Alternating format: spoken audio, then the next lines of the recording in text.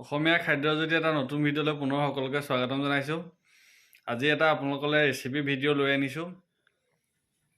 মাছৰ মাথা আৰু খৰিচাৰ এটা সুন্দৰ ব্যঞ্জন আজি আপোনালোকলৈ লৈ আনিছোঁ। মাছৰ মাথাৰ মুড়ি ঘণ্টা বা কচু শাকৰ লগতে মাছৰ মাথা বনোৱা হয়।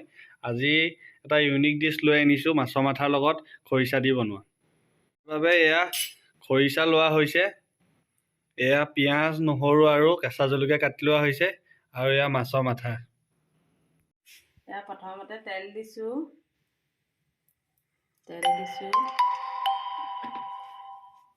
দুবাৰ নকবি।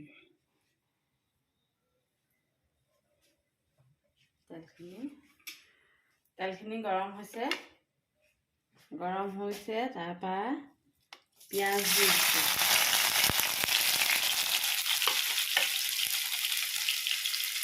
পিঁয়াজ, জলকীয়া আৰু নহৰু দিছোঁ।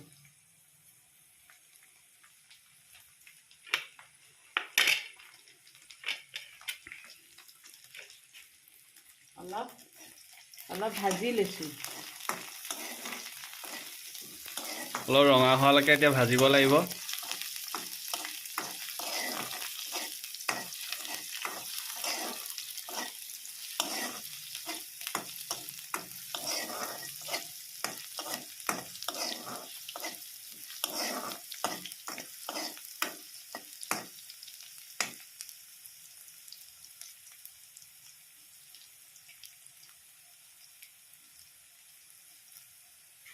পিঁয়াজখিনি ভাজি ৰঙা হৈছে।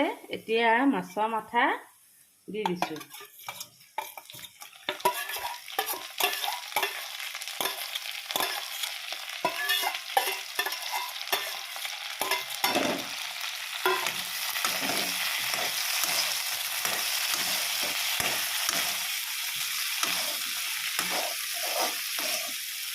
এয়া আগত আধা ভজা কৰি থোৱা মাছৰ মাথা।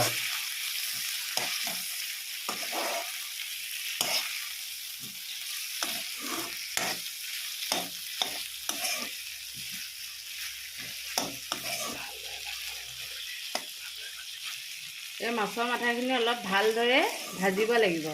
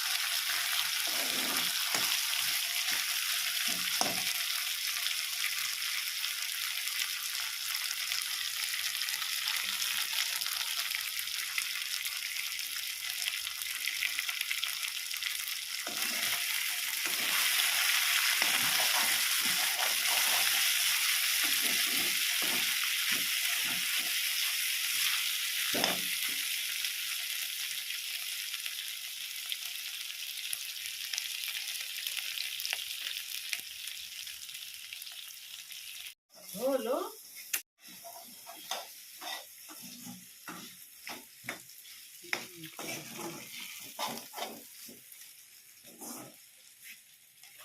মাছৰ মাথাখিনি 5 মিনিট ভাজি লৈ ৰঙা হ'ল। এতিয়া মই খৰিচা দি দিছোঁ।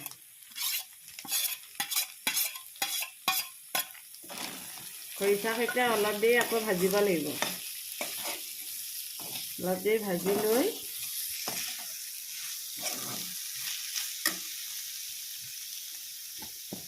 অকণমান হালধি গুড়ি, পৰিমাণ অনুযায়ী হালধি গুড়ি অকণ দিছোঁ। নিমখো পৰিমাণ অনুযায়ী দি দিছোঁ। এতিয়া আকৌ অলপ দেৰি ভাজি দিব লাগিব।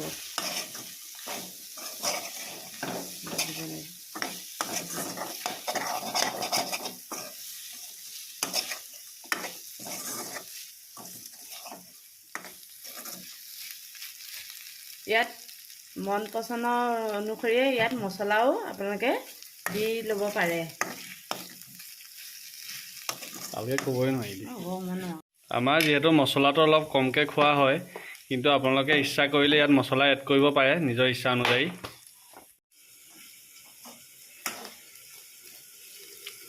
কিছু সময় ভজাৰ পিছত এয়া ৰংটো অলপ ৰঙচুৱা হৈছে। ৰেচিপি খৰিচাৰ লগত মাছৰ মাথা ৰেডি হৈ গৈছে।